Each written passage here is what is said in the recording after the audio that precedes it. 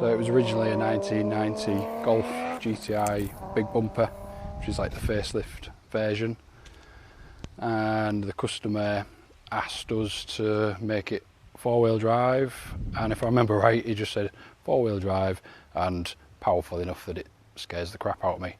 We found a Mark IV VR6 4Motion Golf, which was just a bare shell really. It had been stripped, but the engine, gearbox and all the running gear was still there. So it was perfect. So obviously from the outside it still wants to look like a Mark II Golf, but it's got the 4Motion rear axle under there that all fits in, you know, as if it was a factory car and if it was built like that originally. The diff is what Volkswagen call the Haldex system. So it's basically the diff is driven by a miniature clutch inside the diff, so you can turn it on and off as you please. The ECU that's running the engine now talks to a mini ECU that's talking to the diff.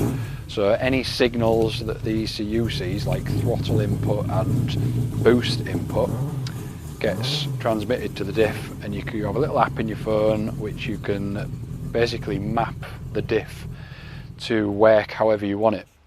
From 0 to 20% throttle, the rear diff isn't doing anything, and then from there onwards it slowly increases the amount of drive it puts to the rear up to probably 70% throttle, I think it is, and then you're in full four-wheel drive mode. It feels like a race car, it handles like a race car, it's got gas gold coilovers front and adjustable rears, fully adjustable shocks. You can definitely feel the stiffness in the suspension. The power, I mean the whole car is probably, it's intimidating. There's that much power under your foot on the throttle. The noise and the torque, I'm just tickling the throttle at this stage and the car just wants to go. The fuel tank in the back, obviously specific for giving the horsepower that we wanted. So race fuel cell and tank, and huge fuel pumps in the tank. There's 3 in there altogether, one supplying the 2 main ones. Obviously we put a full roll cage in it because again, it's built as a fast road car, but it's essentially a race car or a road legal race car, and with the sort of power that we was putting through it, obviously a full roll cage was a sensible thing to do, and it helps just stiffen the shell and tie everything together and make them handle well. Obviously we put a nice pair of Recaro recliner seats in there, customer's choice really. He's used them in other cars and really impressed with them, and they are really nice, really comfy, and some huge seatbelt harnesses just to keep you in, attached to the cage so you're not going anywhere. And then also the gear lever, it looks quite odd and strange. It's a really smart piece of engineering from a company in Czech Republic. So it's a normal H pattern gearbox where you would go across and forward and then back and through your gears that way. This actually takes that mechanism, that pattern, and turns it into a full sequential shift. So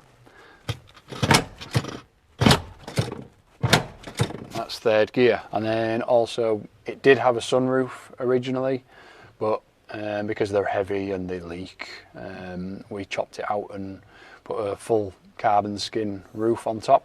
All you're really doing is cutting out a thin skin on the top. You're not touching any of the frame and any of the structure of the car, and then you just bond it down to the structure, to the frame. Save a lot of weight, looks cool, and yeah, why not? A bit of carbon fibre, everyone loves it. So front brakes again, whilst we're at the front, nice big discs, big calipers, just stuck with the original VR6 stuff. It is a 2.8 24 valve VR6, which is basically the crossover engine between the earlier one and the R32 that everyone knows. This has had extensive work to the whole engine, it's had pistons, it's had conrods, the head has had a lot of work to make it flow better. We've got 2mm, I think, oversized valves, if I remember right. Obviously lots of nice billet bits, huge fuel rail to get lots of fuel up there, huge injectors obviously to get lots of fuel in, massive Garrett turbo, which that will quite happily do 750 horsepower, which was what the engine was built for. Huge air filter and intake, all custom built. The wastegate on the turbo is an external one.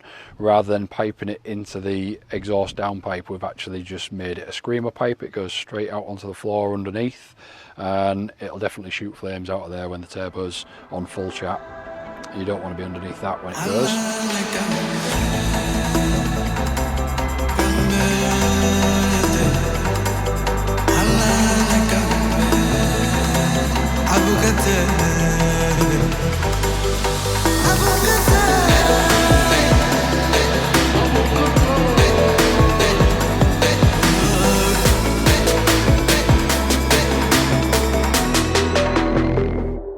Abukate